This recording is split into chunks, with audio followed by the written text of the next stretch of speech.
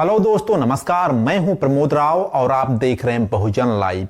सम्मानित साथियों, बहुजन समाज पार्टी सिर्फ एक राजनीतिक पार्टी नहीं है, बल्कि एक सामाजिक मिशन का नाम है बहुजन समाज पार्टी।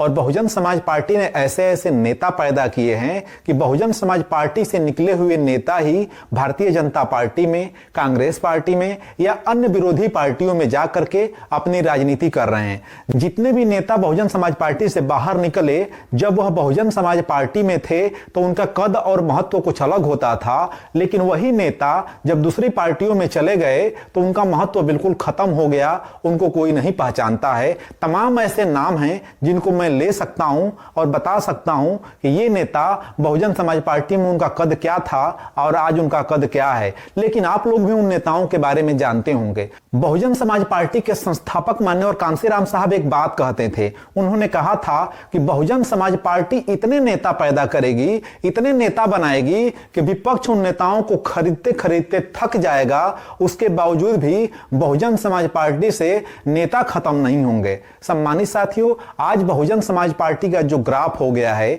जिस तरीके से बहुजन समाज पार्टी चुनाव हार रही है, जो भी बहुजन समाज पार्टी के प्रशंसक हैं, उसको मानने वाले हैं, उसको सपोर्ट करने वाले हैं, हर बहुजन समाज पार्टी के प्रशंसक को तकलीफ हो रही है, क्योंकि बाबा साहब अम्बेडकर ने बहुजन समाज के लोगों को एक सपना दिखाया था और उन्होंने कहा था कि हम इस देश के शासक हैं और हमें इस देश पर राज करना है। बहुजन समाज पार्टी ने बखूबी इस अंजाम को पूरा भी किया और उत्तर प्रदेश जैसे बड़े राज्य में 4-4 बार मुख्यमंत्री बनके बहन कुमारी मायावती जी ने इसको साबित कर दिया। लेकिन बहुजन समाज के गद्दार नेता, बहुजन समाज के स्वार्थी नेता, जिसको मान्यवर कांशीराम साहब ने चमचा कहा था, और उनके ऊपर एक किताब लिखी थी जिसका नाम था चमचा युग। दोस्तों, किताब अगर आप लोगों को पढ़नी होगी तो इसी वीडियो के डिस्क्रिप्शन में मैं लिंक दे दूंगा।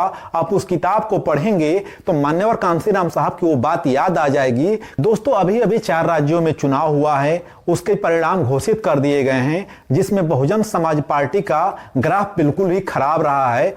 और इन 4 राज्यों में से सिर्फ एक राज्य राजस्थान में बहुजन समाज पार्टी ने सिर्फ 2 सीटें जीती हैं। 2 सीटें कुछ भी नहीं है। जिस तरीके का ग्राफ बहुजन समाज पार्टी का था, जिस तरीके की स्थिति और परिस्थिति बहुजन समाज पार्टी की थी, उसके समक्ष यह 2 सीटें बिल्कुल कुछ भी नहीं है। दोस्तों, बहुजन समाज पार्टी ने राजस्थान में 2 सीटें जीती। जितनी खुशी बहुजन समाज पार्टी को वह 2 सीटें जीतने में नहीं हुई, उससे ज्यादा दुख बहुजन समाज पार्टी को तब हुआ जब तेलंगाना के बहुजन समाज पार्टी के प्रदेश अध्यक्ष आर.एस. प्रवीण जी चुनाव हार गए। आर.एस. प्रवीण जी ने बहुत ज्यादा मेहनत किया था और मेहनत करके बहुजन समाज पार्टी के ग्राफ को तेलंगाना में बढ़ाया है। उन्होंने ग्राफ को कम नहीं किया है। जितना उन्होंने मेहनत किया है, उससे तेलंगाना राज्य में बहुजन समाज पार्टी का और जन जन तक लोगों ने आर.एस. प्रवीण जी की वजह से बहुजन समाज पार्टी को जाना है। और आर.एस. प्रवीण जी ने पूरे गांव-गांव तक जा करके एक-एक लोगों से मुलाकात किया था। उसका परिणाम उनको मिला है।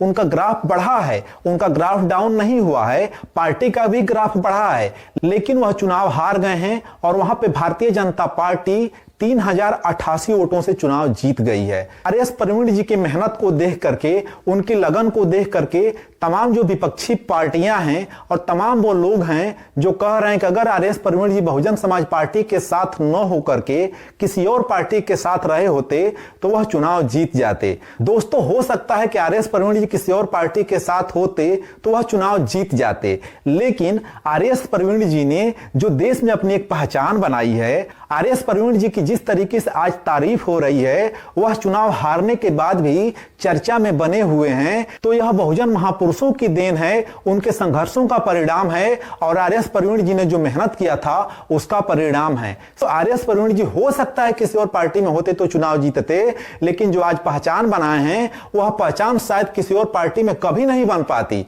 चुनाव तो वैसे भी तमाम लोग तमाम पार्टियों से जीतते हैं, लेकिन वह सिर्फ एक दलाल और चमचा और तीतर बनने के सिवाय कुछ नहीं करते हैं।